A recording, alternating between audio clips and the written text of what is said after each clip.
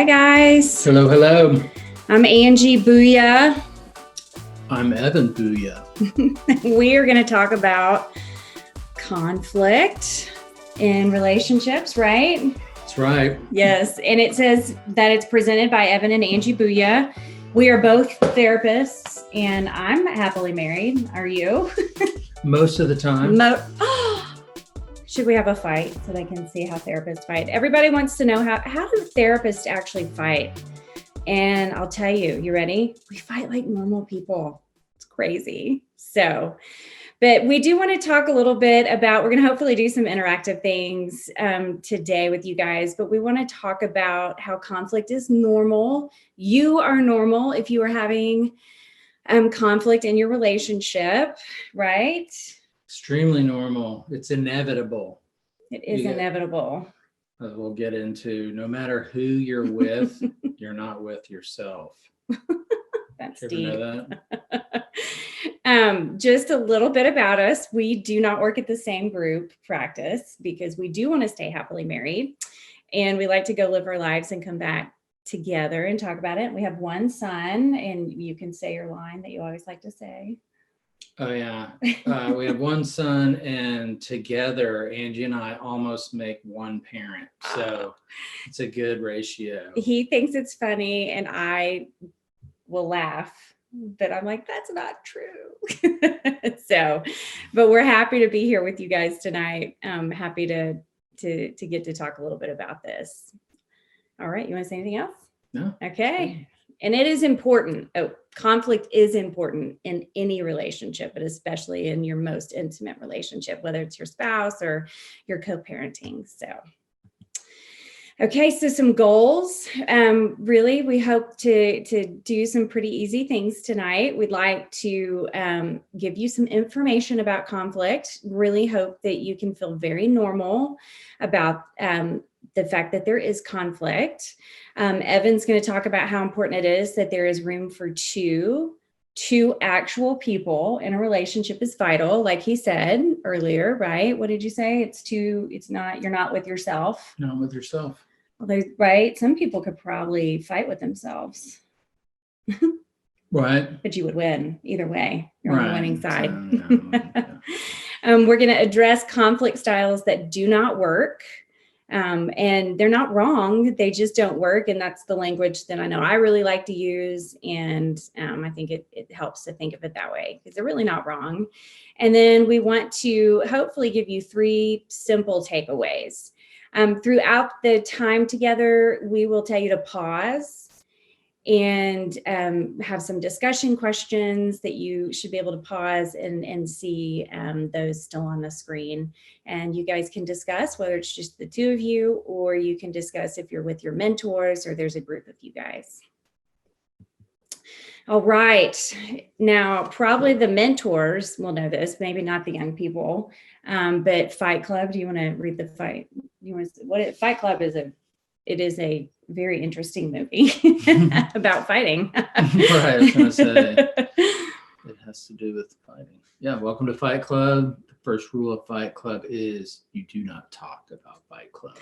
I did like that. It's a great film it's just very interesting. It has nothing to do with marriage or relationships. But that is literally what they say. The first rule of Fight Club is you do not talk about Fight Club. And I would imagine that you guys maybe don't hear a lot of people talk about conflict, especially talking about when they fight, when they have conflict, and how it's helpful and effective, or what they do that really works. Most of the time, I know that when I'm talking about when I'm mad at Evan, which happens about one time a year, just kidding. I will call friends and kind of complain about him, which is not really talking about it. It's not getting help. It's just me literally complaining a little bit about him and trying to get somebody to agree with me and why I'm right.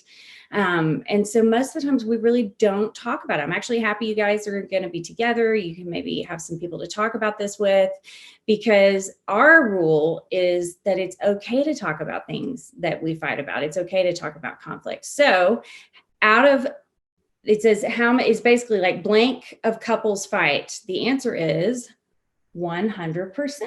100%. 100%. So really, it's not about avoiding conflict. In fact, we know as therapists that couples that avoid conflict or have minimal conflict typically will end up falling apart or failing because they are not really participating as two equal adults in the relationship. So 100, you can write that on your paper, 100% of couples fight. All right. Okay, I'm going to try this. I'm going to play a YouTube screen. You're going to get to see, oh, my shopping bar is really up. So I'm going to find this YouTube clip that I found to be very funny. That's not how you fold the towels. It doesn't matter how you fold a towel. It does matter how you fold a towel. If you want it to fit in the closet, you have to roll it. Oh my God, could you chew any louder?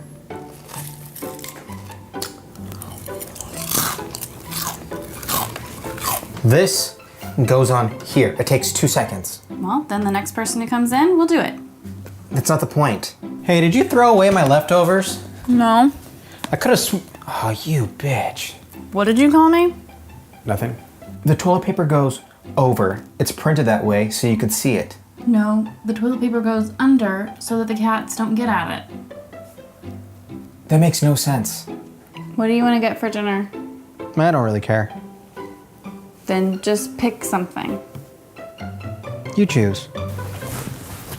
Told you. Shut up. I don't see why I have to put the utensils face down. Because when they're sticking up like that, if someone trips and falls, they're gonna impale themselves and die. That's literally the stupidest thing I've ever heard. I'm not playing this game where I list every single thing and you shoot it all down. I'm not doing this again. Well, then I don't know what to tell you. Oh my gosh, watch this. This is the best line. Did you watch this without me? You weren't home! Seriously, 6 more inches and it's in the sink. Well, then put it in 6 more inches. I get it. I get it. Anything will be fine. It's Fine. food. Fine. All right, we're gonna get pizza. Anything but pizza. What do you want to eat? That is Bill Paxton. It is Bill Pullman. Bill Paxton was in Aliens. That is Bill Paxton. That is him. Game over, man. That is that man right there. Why am I gonna put them away? I'm wearing them tomorrow morning. I don't care if you're wearing them tomorrow morning. I don't want them just sitting by my side of the bed all night. Why do you do this? You squeeze from the bottom. The next person doesn't have to squeeze then. It's toothpaste. It's not like it's hard to squeeze it from a new area on the tube. Why are we fighting about this? Why are we fighting about this? Why are we fighting about this? I'm sorry. I shouldn't have made you make the decision. With that being said, I think your original call of pizza is fine. Just no pepperoni.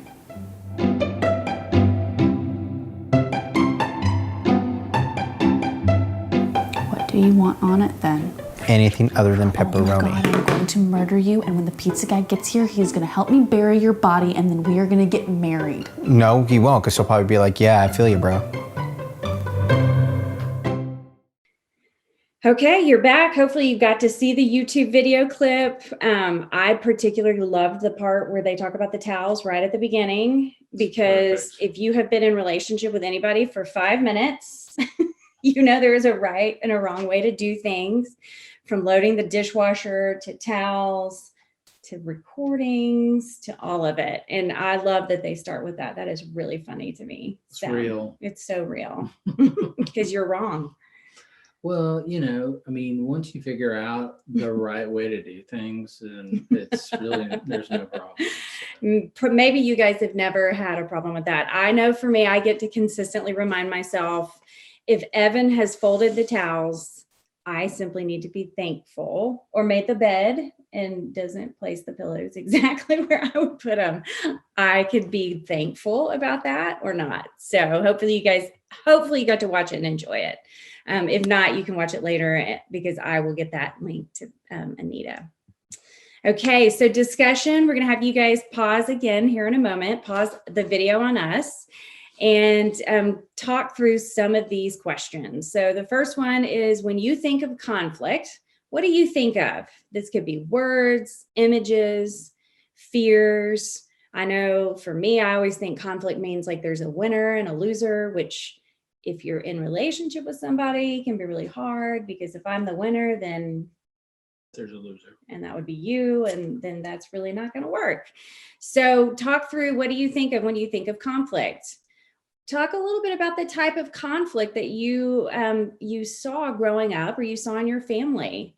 I know that we have very different families of origin where we came from, and it impacts us. So do you want to say anything about that?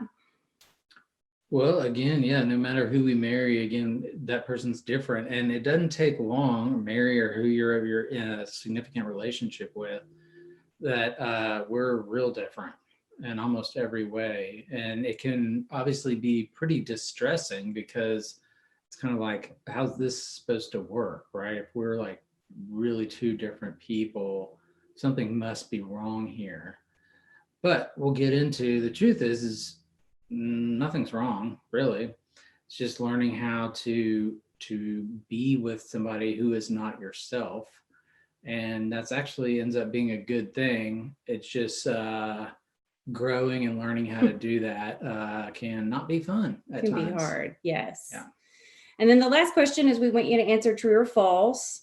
If you had good communication, most of the problems you have in marriage or your relationship, that should say would be solvable. So talk about if you think that's true or false. If you had good communication, most of the problems you have in marriage would be solvable, or in your relationship. So hit pause, take a few minutes to discuss.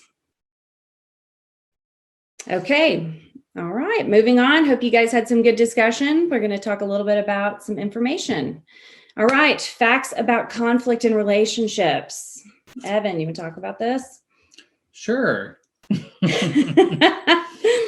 Okay, so here's some good stats. Half of all marriages that end do so in the first 7 years of marriage. So figuring out how to fight fair is really important to building a strong relationship. Approximately 70% of all conflict in relationships is about unresolvable, perpetual problems. This is true. Yeah. So I'm so glad you guys are young. You're here. You're talking about this. I love that your mentors and Young Life and Young Families is talking about this, because you guys are early in your relationship or your marriage if you're planning on getting married. So hopefully we can help you figure out how to fight fair, so you guys will have a good foundation.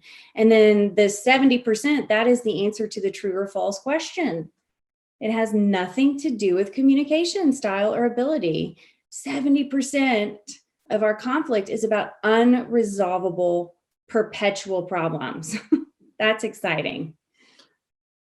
Not. They're perpetual. They never end. So when you are with this person, the things you're fighting about today will probably be the things that you'll be fighting about in 10 and 20 years. I think that's true with us.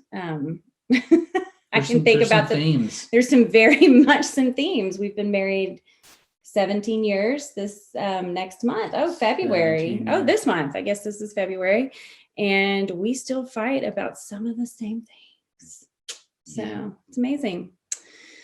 Okay, room for two. And my images did not show up. So that's great.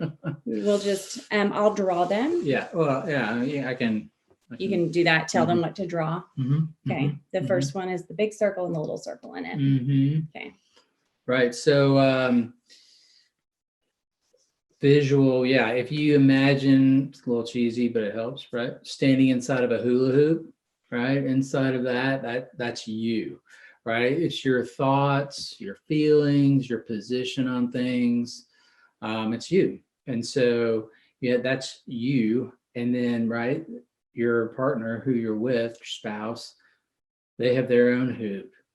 And so that's their thoughts, position, feelings on things. And like we said, many times, almost really most of the time, it's going to be something different. And so there's only a few options there. You can basically, one option is to take the other person out, right? So. And not on a date. You you could. But that's not what you're talking about when you say take them out. Right. Take them out. You get them to give up whatever they're thinking. If it's different than you, then you're like, okay, well, they're going down. Like they got to give that up and join me over here on my side because I'm right. That kind of thing. So that would be like if you imagine one person is a big circle and then the other person's hula hoop is inside that person's hula hoop. Right. If they have a hula hoop in there at all. Right. So one person, the other one is little bitty in there. Right. Well, I should start by like, right, in a relationship, right, when we come together, romance and attraction, right, we don't feel many of the differences, or if we do, they're minimized, right? It's like funny. It's like, oh, they do that. That's so funny. You know, that's whatever. It doesn't really bother us because, right, we're in love and stuff. Yes. I remember when we were dating, I don't know if you guys can tell this yet, but Evan is very laid back. Very laid back. Very. And I'm not. So I guess I'm high strung. And that was one of my favorite things about him is he, like, even just what we said earlier, he balances me. It's okay that it's not perfect. It's okay that we make mistakes. And so he balances me. And I loved that early on. But in marriage, that has been something that I have unfortunately wanted to sometimes change about Evan. I don't know how that would ever get annoying. Only when I'm asking what you want for dinner and it takes you 2 minutes to I'm just kidding.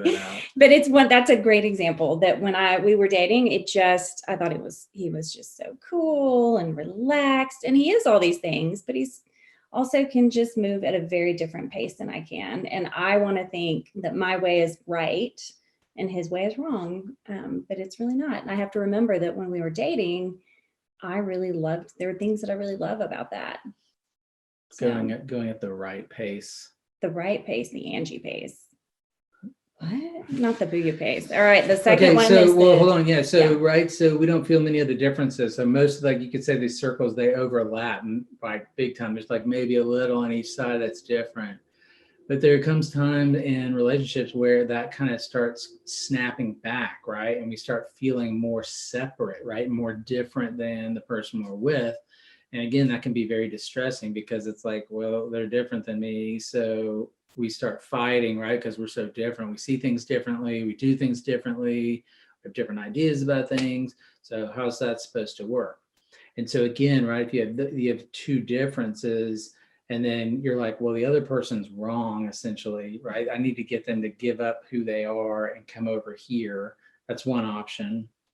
The other option, if you flip that around, is you can give up what you think, right? If there's a difference, rather than deal with conflict, it's like you can acquiesce, like whatever, we'll just do what you want. Like give in or go along. Right, because it's just like not worth it or whatever.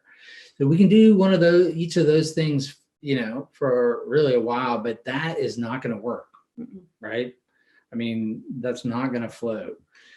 And so the third, right, is learning to grow yourself so that you can have room for two in your relationship. So that would be those two circles, right? I'm going to make sure they get the handouts, but they'd have two circles that are relating to each other, right? Interacting with each other. Right. Two whole people. And so we'll talk about, I think in a little bit, right, some of the ways, how do we become the kind of person who can do that? Because no one shows up into adulthood and definitely not into, right, a significant relationship or marriage with all of this intact. Significant relationships, marriages, that is what it exposes, kind of where we are on this. We can all do this a little bit, but essentially it's not to where it needs to be. And so like relationships make us grow up. Yes. Or we get to grow up. We get to, right? Or not. Or not. That's true. A lot of relationships end, right? I mean, you see people in private practice. I would say I see adolescents of all ages, right? I can have a 50-year-old in my office that's still maybe showing up like a 14-year-old. Yeah. Temper tantrums. Yeah. All sorts of things. Yeah. And we'll talk later, just different ways. People out in public, right? People out in public look mature, right? That's because, right, they don't want to like cause a scene. I mean, most of the time, right? You have some special people out there who Who will? don't care. Yeah. But most of the time, right, it's just like, oh my gosh, look at that couple. They get along. They're just always getting along. Well, it's because they're in public, right? And so behind closed doors, we don't get to see. But all of us have different ways of basically not handling conflict and differences very well or very maturely. Yes. Okay, so we want to start off right with the idea that there is room for two, but most of the time we think that really for a relationship to work, you're supposed to blend the circles versus having two people in two hula hoops that really figure out with the like those arrows, how do you relate back and forth? Right. Without jumping into the other person's hula hoop or trying to take over their hula hoop or force somebody to give up part of their hula hoop. That's right. Okay. That's why it's all about growing up. That's it. That's it. All right. Okay. I hope that makes sense. Please ask questions, which we can't answer now, but I'm sure if you have a question, we would be happy to help via email or with your mentor or your leaders. So now we're going to talk about the ever exciting self-defeating games. I like this phrase self-defeating because who loses? Self. Trick question. Right. It costs me something when I do these things. And these are just other ways of thinking about how we show up in conflict. So the first one is the I am right game. I think this, and Evan, I know you work with a ton of marriages at your practice. I think this is probably the number one thing that I see people fight about is that they're right, especially when they are right about things, like driving directions, right? It's a big one. And that's actually an example of how people can fight and you can really be right about something, but it's still a self-defeating game. So are you ready to do the example? Yeah. Always. Evan also did not grow up in Young Life. I did, Young Life leader. I like to do things like have parties where, fourth grade boys get to throw pies in his face. And I try to remind him that you take a pie for Jesus. And he does not love that. But he has agreed to play this game with me. Okay, so we're going to stand up. We're going to play the game. Then we're going to pause and have them play the game. Okay. Should we stay seated so that stays on the camera? We could, or we could adjust the camera.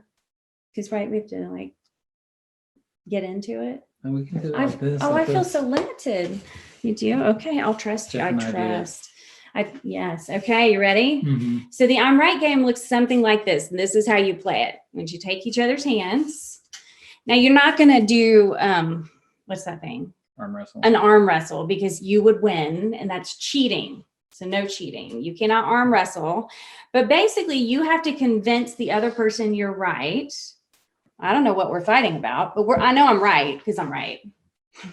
I know, but you remember I'm right. Right. And then you can do it using any nonverbal, but the only words you can say, I'm right. I'm right. I'm so right.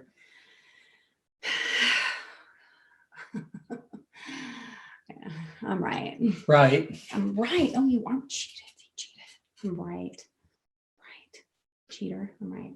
I think you forgot something. I'm right. I'm right. I'm righter. I'm right.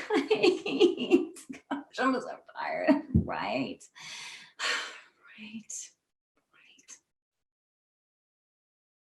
Still, I'm right. I'm right. I'm right. I'm right. I'm right. I'm right. I'm right. Right. Okay. It's ridiculous, right? Okay, let's pause though, and I'll go over the rules again. No arm wrestling, back and forth. You can say, I'm right. You can use all sorts of nonverbals, maybe add a few little other words in there, but have some fun with it because we want you to really think about it, but we want you to try to win. All right, so hit pause on the camera or the video, and why don't you guys play the I'm right game? Okay, who won? Who do you think won out of ours? I'm glad this isn't live.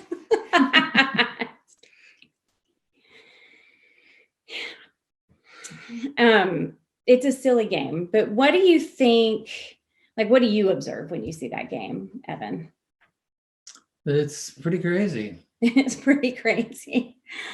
It doesn't. Why is this? Why are we doing this? Why are we doing this? It's silly. And yet we will do these things. We might cry or get sarcastic or roll our eyes, and all in an effort. I like the meme. It says, I'm not arguing. I'm explaining why I'm right. And again, it's self-defeating, because when I have to be right, then I'm essentially saying who is wrong. The person that I say I'm supposed to be doing this partnership with, this person I say I love and I care about. And if I have to be right, then I'm making him wrong. I'm not going to share an example necessarily about us, but I will share an example about when Henry is our son, and we were driving home from school. He's in first grade. And we drove by a tower, and it was the first year that President Trump had been elected.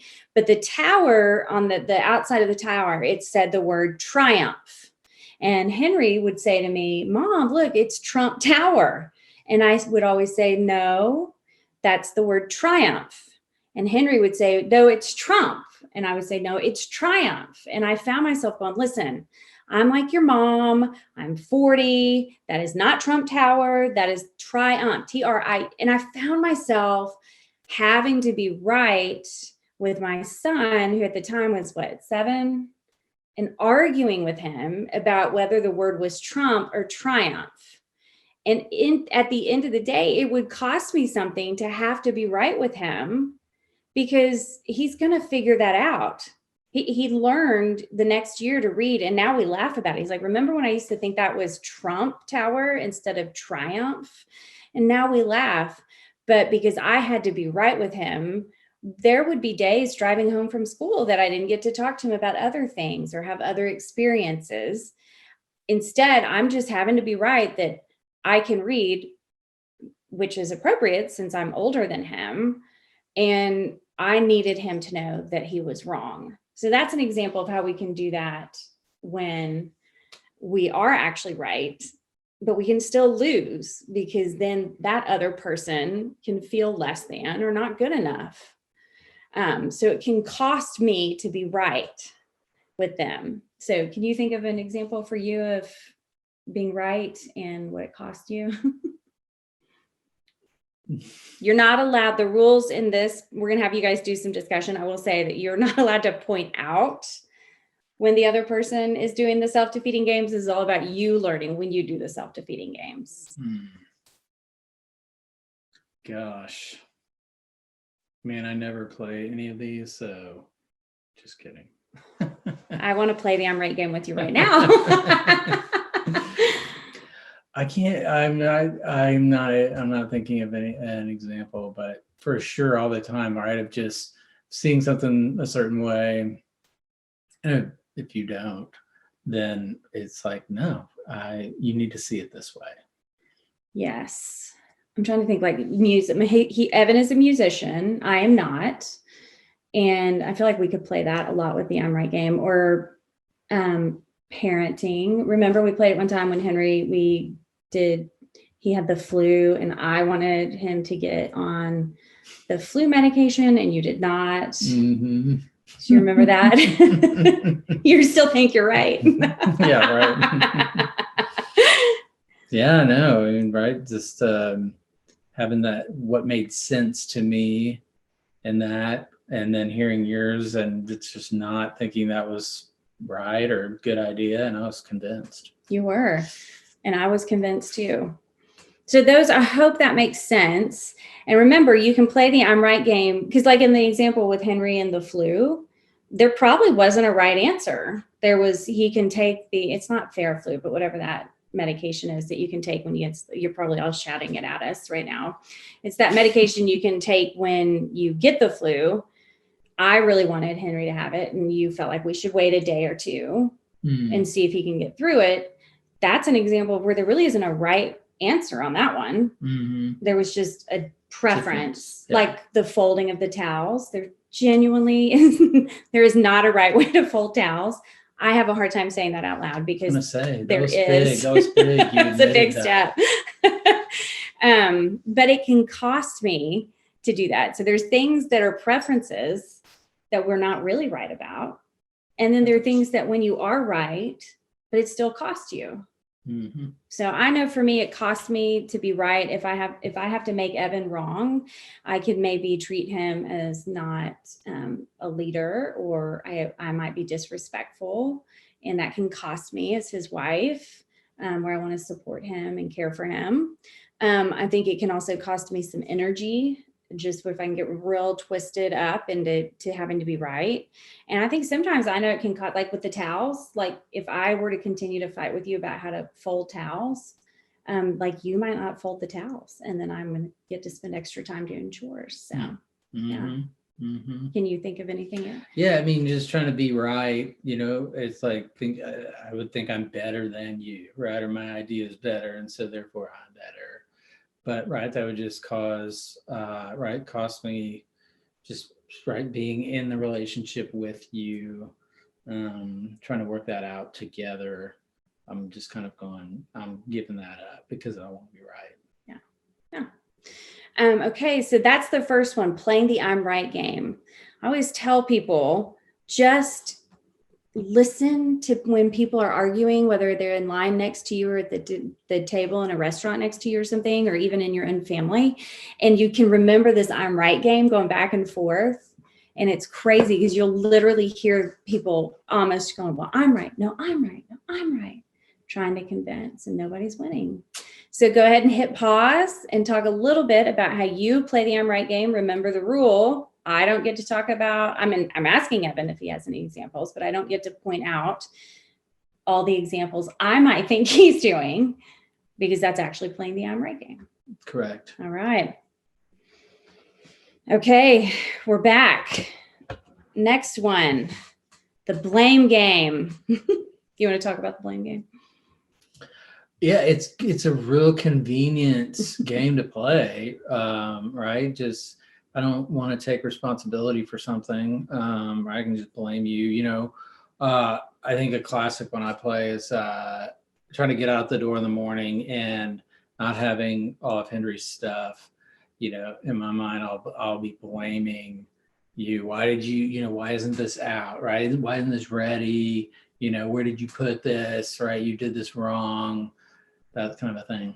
Yeah. I love that. Or you might sometimes call me when I'm at work already and ask me where something is. Correct. It's not good. It's fun. Mm-hmm. I love that. So we can blame each other, or we can blame circumstances. I know sometimes if I'm running late, I'll be like, well, I'm late because of traffic, or because I couldn't get out the door fast enough, or I couldn't find my shoes, when really I didn't maybe leave enough time to allot for if there was traffic. I do live in a large city, Dallas. There's almost always traffic. And so traffic is not like a big surprise. But so I can actually blame circumstances as well.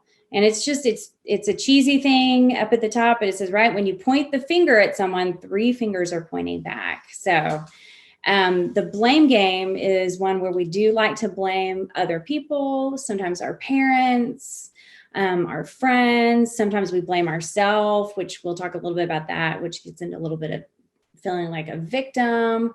So this blaming, where I can blame all these other things, maybe as a way to explain, well, if you understood all these things, this is why I did it.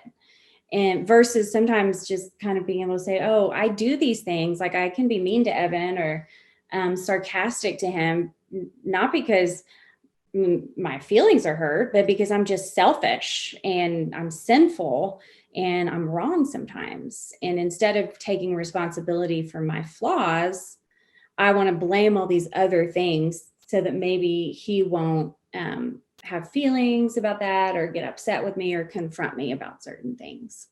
So it does cost me to blame. I think I don't get to be responsible. I also think that it doesn't allow me to have a better relationship with God, because if I'm too busy blaming everybody else, then I may not realize how much I need to spend time with the Lord or have a quiet time or meditate or pray before I have a conversation with you. So anything you would want to add? No, it's good. I just think, right, we all do that pretty naturally. We just think we're right. I mean, it's part of, again, that kind of right game. So it's like, clearly, so I can blame whatever else because I think I know it's right. Yeah, it's not my fault. Right. I feel like in Genesis that happened, right? I think maybe. Like, I feel like Adam said, well, the woman gave me the apple, and then the woman was like, this woman you gave me. This woman you gave me. And then the woman's like, it was the serpent, not me. Mm. So it's as old as man. All right, hit pause. You've got the discussion questions. Okay, and we're back. Self-defeating games. Oh, play the nice guy. You have to talk about this. Evan really is the nice, like he's a very nice guy. Like nice. People, he's just genuinely a very kind person, thoughtful. But how do you think you can use that nice guy mentality? Well, so back to the room for two thing, and if there's conflict, I like to say I think there's like 3 sick people out there who really love conflict, right? But the rest of us generally are trying to avoid it in some form. So I can easily default to just not wanting there to be conflict. And so just playing the nice guy, like even, again, I'll just kind of give up whatever I think, even though if I think it's right, I'll just play the nice guy, right, to just avoid kind of a thing. And then, right, that's self-defeating because where's that going to go for me? It just, right, I'm feel right disconnected. And then I'm just taking myself out of the equation. So it doesn't work. It's not good. Yeah, that's true. Because then you're not like an actual person.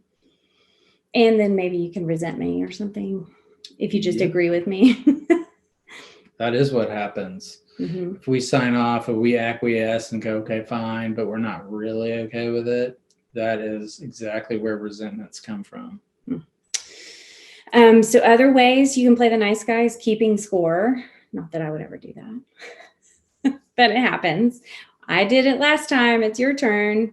Do something to get something. I think that happens. I know I can do that quite a bit. Think, well, I did this for Evan, and then I'll find myself getting resentful. Like I know if I buy at the grocery store, if I shop and I buy something that I know he likes and he doesn't acknowledge it with the kind of energy or happiness that I think he will, which is rare that it's ever up to my expectation because we're so different in how expressive we are. Something I've learned. I can get resentful at him, like, well, I did this for you and I went and bought this favorite food for you, but I had an expectation. I was playing nice to try to get you to acknowledge something. So I know I can do that. Lying about feelings or thoughts, kind of like what Evan was saying, just acquiesce or placate, which is the same thing. Go along to get along, just kind of agree like, okay, like, great, I'm totally going to do that. And then, you're secretly going to go do what you want, or you're just disagreeing or just trying to get them to be quiet. It's like a dismissing, like grinning and bearing it. So again, we're going to hit pause. Those are a few examples of how you might play the nice guy and thinking about what it costs you to play the nice guy and how that can actually maybe lead to more resentment or conflict later on. Okay, next one. Be a problem. Oh, I want to move this, but you can't see it. There you go. Almost had it.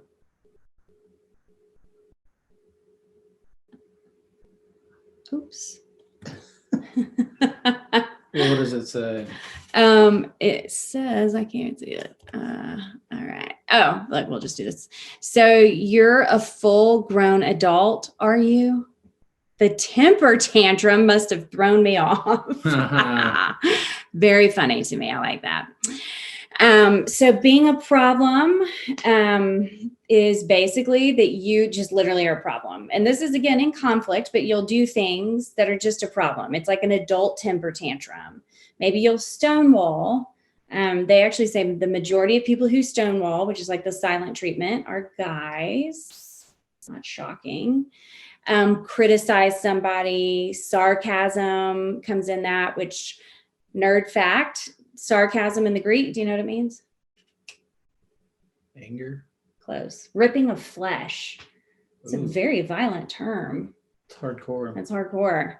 But we can use sarcasm as a way to put somebody down. Name calling, obviously, or yelling, cussing, which I hate to say. I love Jesus. Unfortunately, I cuss, and I will cuss. And that's a real problem because I know that when I cuss and we're fighting, that it doesn't help get my point across. And usually I get to come back and make an amends for that, for language. Making fun of somebody or putting them down, rolling your eyes. That's a big one. That's kind of sarcasm, nonverbals, and then just not listening.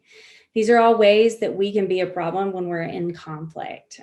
So hit pause, discuss how you can be a problem, and you're probably seeing a theme in the things that it costs you, because usually by about this one, we're like, I mean, it pretty much cost me the same thing over and over again, which might be this relationship, respecting him, getting to learn something about him, and even find out some new information. So pause. Okay, and we're back. I want to talk about playing the victim. Can I do that? This is my favorite game. Well, then for sure. By all means. I love to play the victim. I did pick that picture, not because that's Evan, not because he was being a victim. He was actually being a nice guy. He does not like amusement parks. I love them. Our son loves them. And so that was him and I they were on a spinny ride and I can't do those. And he was just laying there and put his head down. That was like hour 8 or 9. It's like 39 degrees, so. I thought that was an amazing picture of what it feels like on the inside when you're playing the victim. You're just like, can't do it. So ways that I will play the victim, and I do this, and I didn't write this up here, but I will oftentimes have this thought process. I don't even have to say it out loud, guys, but I will have a thought process that Evan, if he just understood me, and if he could just figure this out, then he would fill in the blank. It's like, again, goes back to being kind of like a contract with him that's unspoken, which is not going to work because he's an actual person. But in my whole head, I kind of have this like, gosh, why doesn't he care about me? Why doesn't he understand me? Why doesn't he want to listen to me? Why doesn't he agree with me? I'm so smart. Kind of that, if he only understood me. So other ways we can play the victim is, you might say the words, you're making me feel, or that made me feel. Listen to the words, right? If I say you made me feel angry, who is in charge of my anger? You. Well, I am, but if I say you're making me feel anger, who am I saying is in charge of my anger? Not you. Not me. You are. Yeah. You're so mean, and now you've made me angry, and it's all your fault. Yeah. But I would say, right, with all of these, I think maybe one of the main reasons, again, is if we don't feel heard, right? I mean, there's a legitimate thing of like, not feeling like the other person's even acknowledging or hearing us. And so you can easily then go into one of these self-defeating games, especially playing the victim. And so that can be hard, but holding on to yourself is a big thing. And if you don't feel heard, just kind of holding tight and trying to at least acknowledge, or for yourself and to the other person, that you're kind of at a standstill because you're not being heard. Yeah. And that kind of ties in the next one, right? Using a legitimate wound to get someone to feel sorry for you. Like, it can be truly painful to not feel or be heard in your marriage or your relationship, right? Mm-hmm. And remember, what we're saying is that's not the problem. It's not the problem that I maybe have this wound of not feeling heard. And maybe I grew up in a family where my parents didn't really listen to me, or maybe I've been abused or really hurt in some way. But I'll use this wound as a way to kind of get him to try to feel bad for me and to try to fix it for me. And I can use these strategies, which are not effective in conflict. Yeah. So it's like using a real wound to try to get you to manipulate you. Yes. And then the last way you can play the victim is kind of acting like you're not sure what's happening. It's just playing dumb a little bit. And again, these are all strategies. We all do these things. And when we're communicating, when we're maybe feeling our feelings, or maybe I'm not sure I like how Evan is doing things, I will start to do these things to try to change him. So playing the victim. And the key word is playing the victim. This is different than when you're actually have been victimized and how you handle that. This is all about how you're communicating and all these little tricks that we'll do. All right, so you can hit pause, talk about that. Okay, all right, so the 3 takeaways. Why don't we talk a little bit about these things that you can do to really try to have different conflict. I will say just kind of my top thing that I believe as a therapist, if you can learn the things that you do that are not working. So like, I know I can play the victim, so I can catch it when I'm in a conflict with Evan. I can try something different. I know I can blame him. I know I like to be right. So I can catch these things that I'll do, like sarcasm or not listening to him. And the more in tune I am with what I do that's not working, the better I can show up and try to actually hear him and hear the things that maybe he and I disagree about. Because that's 70%, 70%. We don't agree. They're not solvable. We just get to learn to live each other and like respect the other person's difference. So do you want to? Yeah, I mean, another way, it's the best way to say it, but we all have less than adult ways of doing this, right? The adult temper tantrum. We're not emotionally mature, right? We are when it's easy, right? When people agree. But again, when we're with somebody and it's a significant topic, it gets harder and harder. And so like this first one, right? You're with an actual person, but right. So this is normal. This would go on. It doesn't matter. It doesn't matter who the other person is. It's not you again.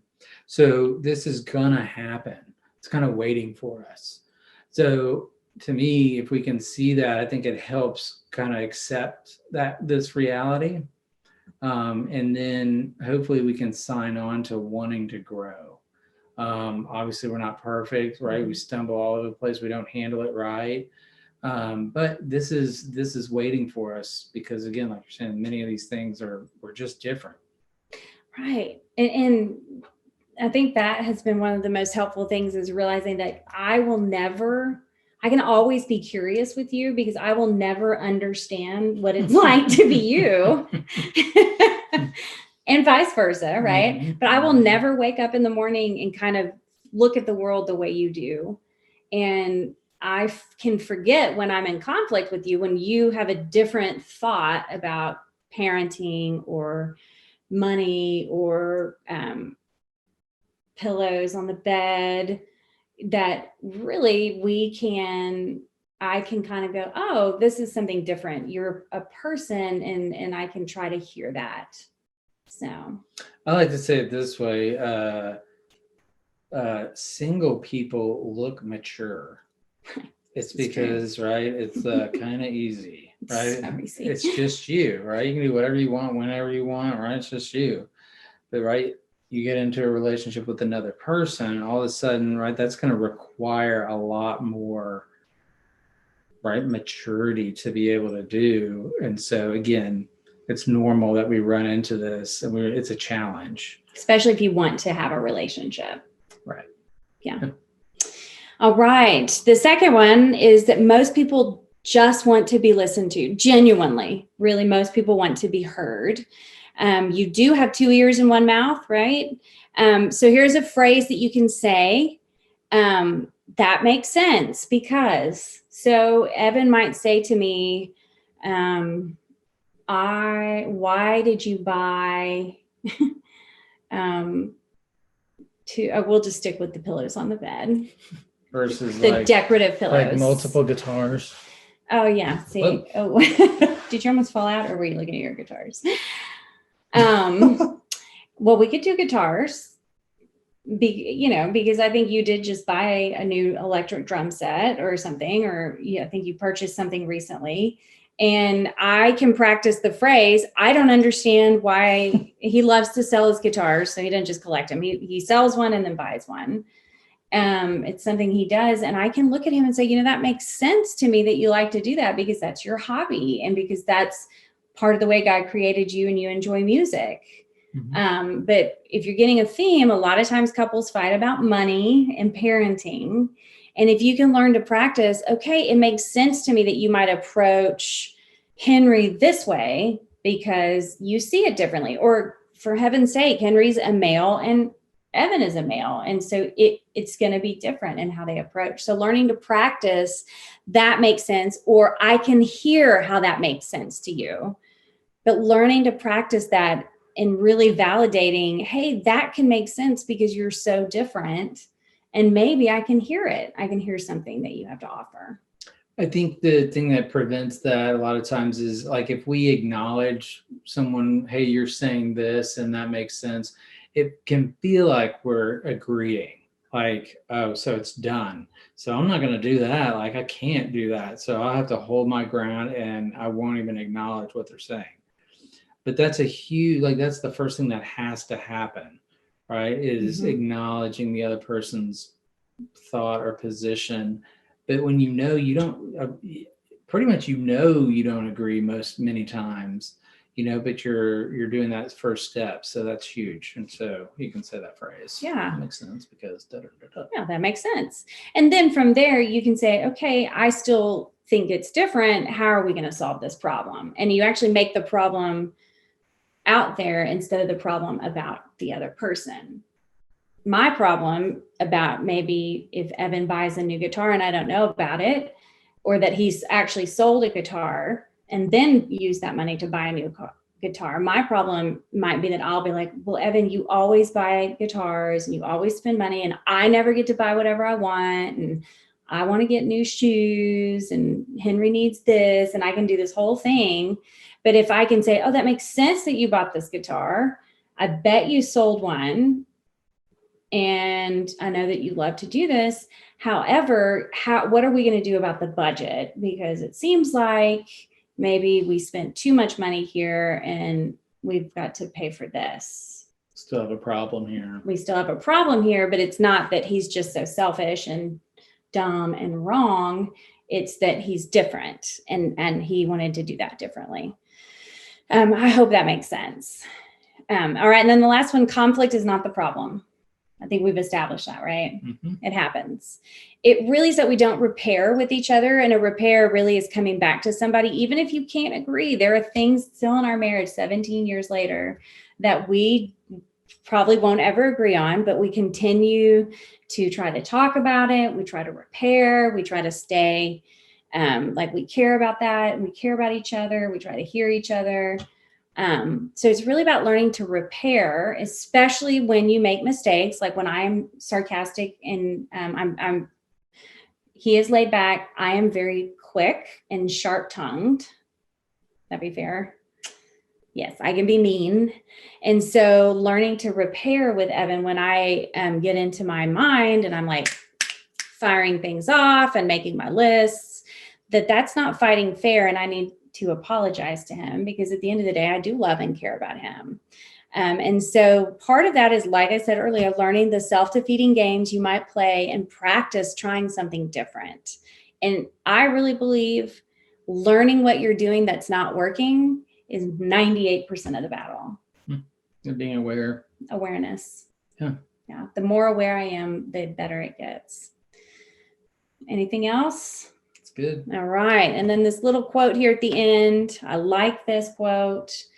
Strength lies in differences, not in similarities. I know sometimes in relationship, we can think, oh, we're very similar. Evan and I are similar. We're both from Texas. Well, he was not born in Texas, but he did come here after 3 months of life. So I'm going to count him as a Texan. We both have a similar degree and we both work in the same field. And so we can kind of look and go, oh, like, I think we're pretty similar.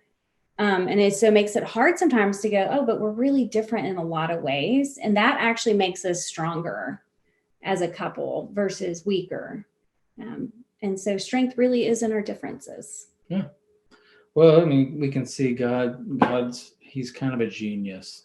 So if you didn't know that, right? He's the one who created ultimately, right? Relationships, marriage. And so he knows, right, that this is challenging, but it's good, right? I mean, back to the whole, we're not with ourselves, right? We joke, but most of us, right, or all of us, I think we'd be bored. Right? I mean, it would not be a good thing if like it was just right two of the same people, right? Yes. So very boring. Okay, we hope it was helpful, and really love that you guys are asking these questions, especially early in your relationship. That's great. mm-hmm. That's really good. So God bless you guys. And if you have other questions or we can help out, Anita can get in touch with us and we will make sure we try to answer those. Thank you guys. Yeah, see you later.